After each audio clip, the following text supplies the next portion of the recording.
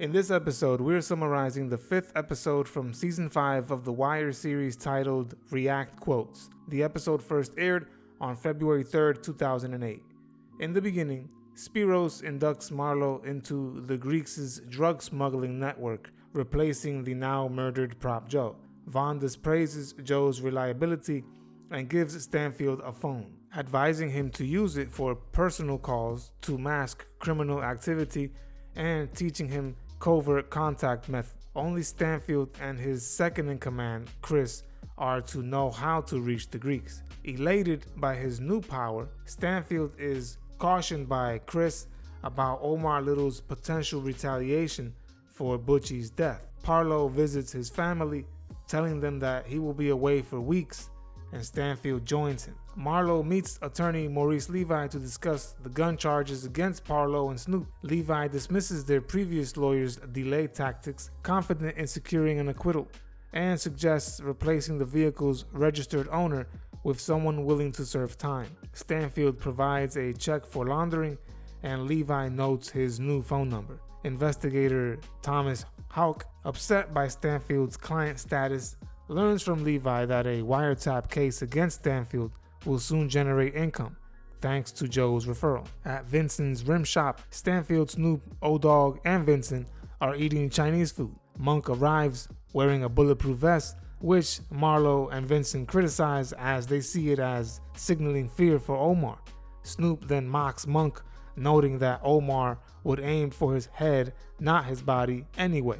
Marlo then reports that Omar watched Monk's building all night and will be expecting him to return. Later on, when Dookie walks Bug home from school, he learns that teachers are facing layoffs if test scores don't improve. Passing Michael Lee's corner, Kennard throws a bottle at Dookie, sparking a fight. Spider beats Dookie, and though Lee offers retaliation, Dookie insists on handling it himself. Lee takes Dookie to Dennis Wise's gym, where Wise, recognizing Dookie's bruises, agrees to train him. Dookie struggles in sparring, and Wise explains that fighting won't stop bullying, urging Dookie to pursue other skills. In another scene, State's Attorney Rupert Bond announces corruption indictments against Senator Clay Davis for misusing funds from businesses, charities, and campaigns. Reporter Bill Zorzi confronts Rhonda Perlman for not notifying his paper, learning their contact, Gail Henderson, left months ago. Mayor Tommy Carcetti, watching the coverage, enjoys Davis's downfall, but is cautioned by Norman Wilson to avoid making any celebratory statements to the press because Davis's voter base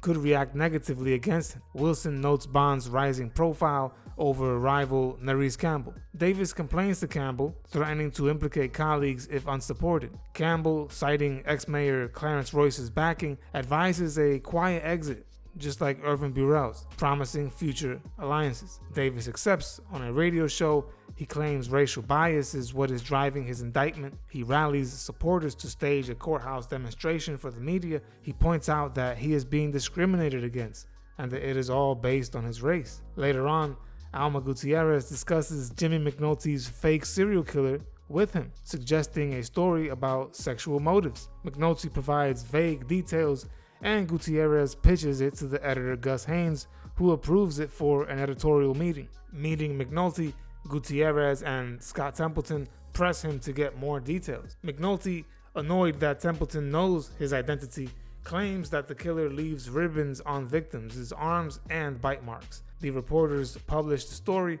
and McNulty is pleased. Haynes assigns Templeton to interview the homeless to see what they think about the serial killer. Templeton struggles with the interviews and interviews Nathan Levi Boston, who goes on and on about Satan. As a result of this, Templeton creates his own interview to coincide with the Red Ribbon story. Haynes says that the serial killer story will definitely overshadow the corruption case against Davis. He says that if the story bleeds, it leads. He then directs Gutierrez to stay on the killer story, Fletcher to stay on the Colvin story, and Templeton to stay on the school story. Templeton is, however, fixated on the serial killer story and suggests following the police, but he is reassigned to doing research instead.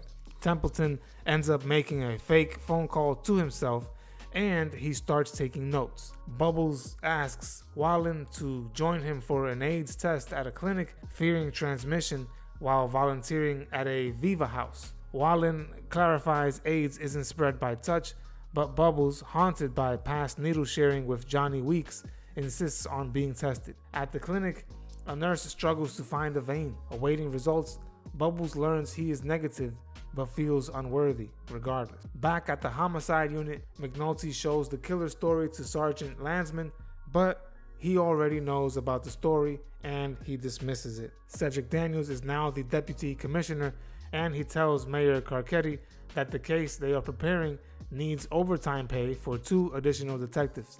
But Carcetti says he cannot pay for that because he has school funding issues and therefore cannot fund the overtime man hours. Daniels suggests patrol warnings for the homeless, but overtime constraints continue to frustrate Carcetti. Landsman grants McNulty and Kima Greggs overtime, angering McNulty, who wanted more hours to work the serial killer case instead. Bunk confronts McNulty, and he points out McNulty's alcoholism. In another scene, Herc steals Marlo's phone number from Levi's Rolodex and gives it to Ellis Carver, asking for leniency for any past wrongs he committed. Carver passes it to Lester Freeman, who confirms it is Stanfield's. Freeman then requests additional manpower from Daniels, who refuses due to budget issues. Freeman tells McNulty they need an illegal wiretap, possibly involving Sidnor.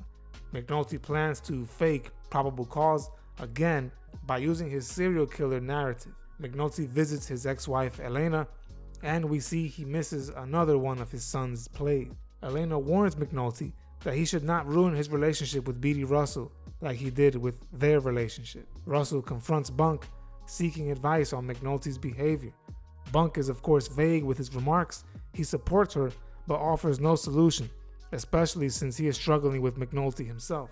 Back at the Sun newspaper, Templeton makes up that the killer called him directly, fabricating details for his story. After learning about this, McNulty invents a second police call to match Templeton's story, and this allows him to secure a wiretap to further his investigation. Freeman immediately sets up an illegal wiretap to monitor Marlo's phone. Perlman and Landsman approve the paperwork, assigning Holly to the wiretap. Omar and Donnie are stationed outside of Monk's apartment, noting his bodyguards. As soon as Monk is alone for a moment, they enter, but then Omar and Donnie realize they have walked into an ambush, as Snoop and Chris were waiting for them all along. Snoop shoots Donnie's vest, and Parlo finishes him off. Pinned by Michael, Parlo, and Snoop, Omar leaps off the balcony, vanishing as the enforcers stare in disbelief. That was episode number 55, titled React Quotes.